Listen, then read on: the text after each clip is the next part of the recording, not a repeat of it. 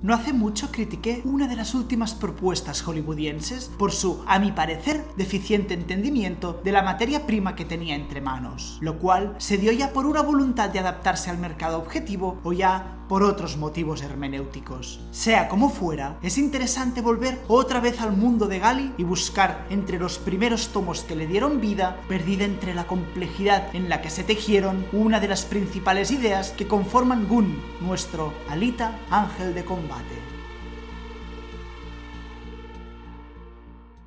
Antes de empezar, debemos acotar. Entre las distintas series de tomos, OVA y demás, la franquicia de Gunmu se extiende no solo en profundas tramas, sino que también dan fruto a distintas divergencias. Esto ocurre a distintos niveles, desde pequeños detalles al propio género en el que englobaríamos cada serie de tomos, pasando incluso por distintos cambios estilísticos en el dibujo, surgiendo estos últimos por la evolución propia del manga en general en el cambio de una década a la otra, el estilo dominante de los 90s al que se dio en la primera década del siglo XXI.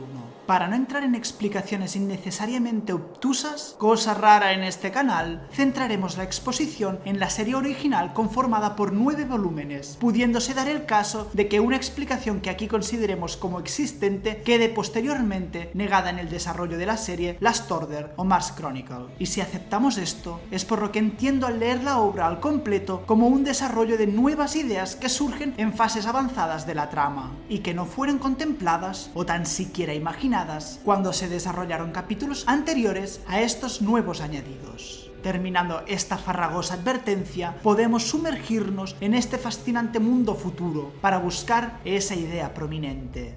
La primera aparición de esta franquicia fue en diciembre del año 1990 de la mano de Yukito Kishiro, titulada Gunmu. Los kanjis con los que se forman el nombre en japonés significan arma y sueño, pudiendo ya destilar de estos los elementos que sin duda van a dominar. Aunque siendo el primero muy presente en la trama de la obra, será el segundo en el que encontraremos muchas más posibilidades con las que ligar nuestra exposición. El manga sigue la historia de Gali, un cyborg robotizado en casi su totalidad, solo manteniendo su cerebro humano biológico, el cual es encontrado entre montañas de residuos por parte de Daisuke Ido, hecho que marcará el inicio de toda la trama posterior.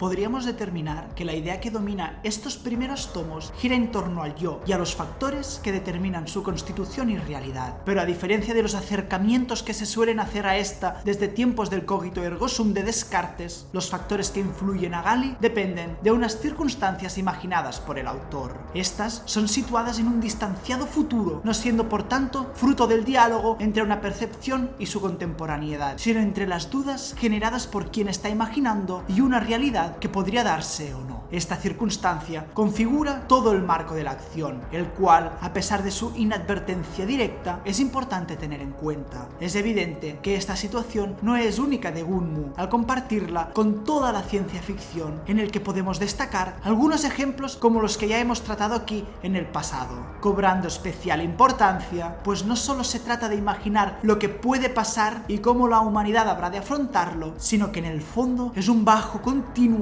que suena junto y a pesar de la trama. Pero no nos adelantemos. Para entender cómo afronta Gali su yoidad, primero es necesario abarcar los factores de los que depende, los cuales se podrían sintetizar en 3 de principales: entorno, contexto idiosincrático e influencias directas. El primer factor, el entorno de estos primeros 9 tomos, es casi por entero la ciudad de los desperdicios y sus extensos e inhóspitos alrededores. Salem queda en el cielo, siendo una incógnita en el que se desconoce, entre muchas otras cosas, hasta dónde se prolonga el tubo que sale de su centro y que se prolonga más allá de las nubes, en el que la presentación que se realizó en Last Order posiblemente fuera desarrollada a posteriori. Se pueden formular muchas conjeturas a partir de la interpretación visual, dominado a su vez por una fuerte dualidad entre 2 espacios. Por un lado, tenemos la ciudad de Salem, construida en el cielo y solo conectada con la tierra por una especie de cableado, un ente del que casi no sabemos nada, aparte de una evidente sofisticación y su poderío. El desconocimiento de lo que realmente es juega un poderoso incentivo para la imaginación, abriendo la puerta al entendimiento en forma de narración información distópica, elemento que es presentado en diseño pero que no juega un papel predominante, en el que se dan como mucho detalles o en las informaciones exógenas a la narración, contenidas en los apéndices a distintas recopilaciones. Por otro lado, encontramos la ciudad de los desperdicios como espacio opuesto a Salem,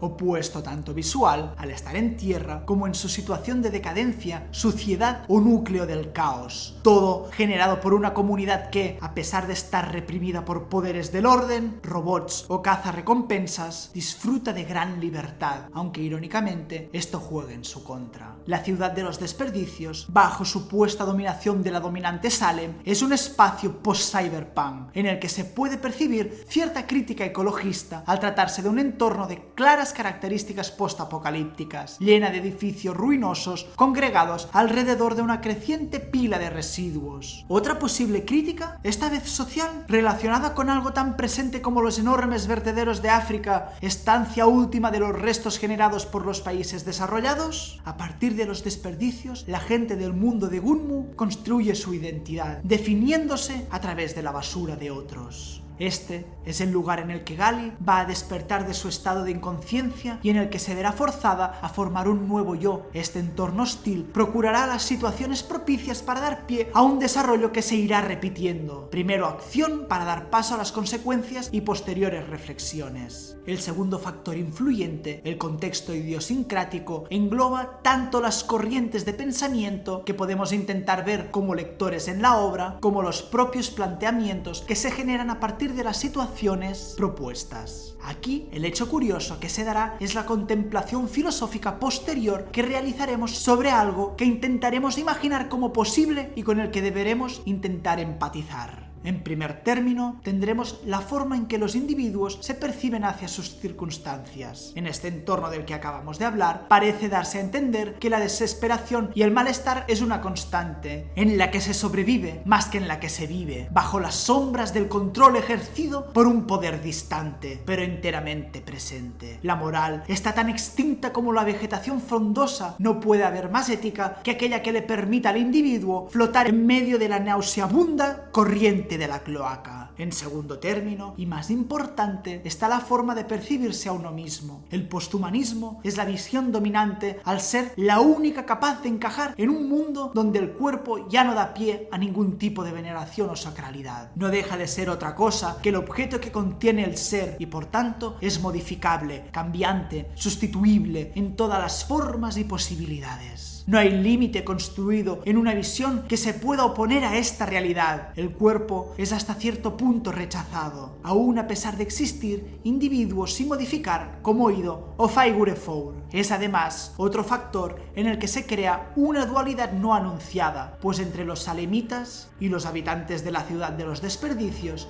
hay una diferencia. Los primeros mantienen su cuerpo tal y como es, pero no el núcleo de su identidad, mientras que lo único que hace que un individuo de la ciudad de los desperdicios siga siendo él es precisamente ese núcleo de identidad. Quien mejor ejemplifica esto dentro de la trama es Gali, quien va a haber destruido, reparado o cambiado su cuerpo en innumerables ocasiones, empezando por el primer cuerpo que ha Ido a partir de repuestos, pasando por el cuerpo Berserk, el cuerpo Túnez o los Imaginios de Last Order. En el tercer factor, las influencias directas se agruparían tanto circunstancias como aquellos personajes que incidirán en la historia de Gali contundentemente, y que como tal solo puedo nombrar, al cernirse sobre nosotros la sombra del spoiler, aunque quienes hayan leído ya el manga van a relacionar sobradamente. El pasado que solo vuelve como fragmentos inconexos, Ido y su primer cuerpo, Yugo y los deseos, Yashugon y el Motorball. Gali se mueve entre estos factores que se presentan juntos y que son indisociables, pues se condicionan unos a otros, generando entre muchos aspectos esa agradable complejidad que caracteriza a Gunmu. Pero en sí solo funcionan como escenario y base, rico en imaginación y matices, del anunciado papel dominante de la construcción del yo realizado por nuestra protagonista. Su yoidad no es ya de por sí natural, pues su nacimiento es fruto por un lado de su reconstrucción física por parte de Ido y por otro del desconocimiento psicológico de su identidad anterior. Lo más interesante de todo esto es que en vez de centrar la problemática en quién fue o si va a recuperar la memoria presente, pero como un aspecto secundario, se da prioridad a la construcción de la nueva identidad.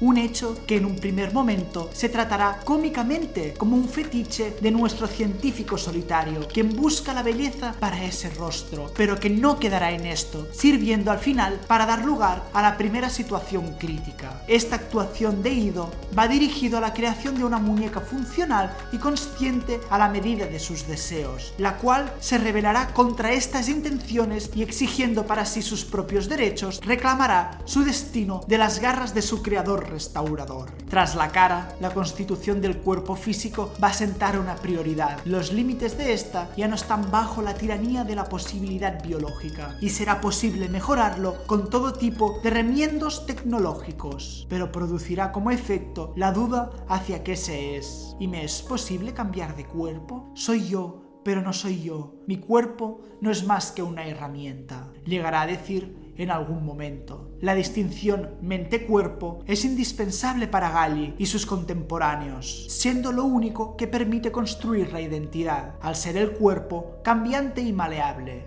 Soy de metal y hueso. Estoy prácticamente incompleta. El cuerpo no puede ser tomado como el elemento central del individuo y por ello el vivir la vida, transformarse a través de la experiencia, se mantiene como la mejor manera para desarrollarse y crecer como individuo. Gunmu en estos primeros tomos deviene lo que en la crítica a la película de Hollywood nombramos como un Bildungsroman, ambientado y con las problemáticas típicas de la ciencia ficción. Los capítulos del manga funcionan como las crónicas recopilatorias del camino por el que transita Galli, en una evolución que la llevará desde la indefensión por ignorancia a la comprensión existencialista de su situación. Es un proceso lleno de incertidumbre. Si no tuviera dudas, ¿seguiría siendo un robot? Los obstáculos no son pruebas de valía de sus capacidades, resultando en agentes de cambio. A diferencia del desarrollo posterior, en estos 9 primeros tomos se rehúye la linealidad típica de las narrativas shonen. No veremos una simple mejora de las capacidades al llegar a nuevos estadios de capacidad, al ser superados los límites una vez tras otra. El cuerpo mecánico de Galli, que sería en este caso el objeto de mejora, puede tener un cambio a mejor o no, proyectando más que el poder interior, el estado psicológico de este. Así, cada obstáculo resulta en una transformación tanto interna como se percibe a sí misma como externa, el cambio en la percepción del mundo y los individuos que la rodean. Con todo ello, Yukito Kishiro transmite una concepción del yo que gira en torno a la importancia de la consciencia como aspecto del sujeto que va más allá de su corporalidad, una idea impregnada de las dinámicas mentales de la época en la que fue escrito y que gracias a la distancia que nos separa, no solo temporal, se constituye en una forma de entender al individuo contrapuesta a las nuevas concepciones dominantes por la somatización de la mente.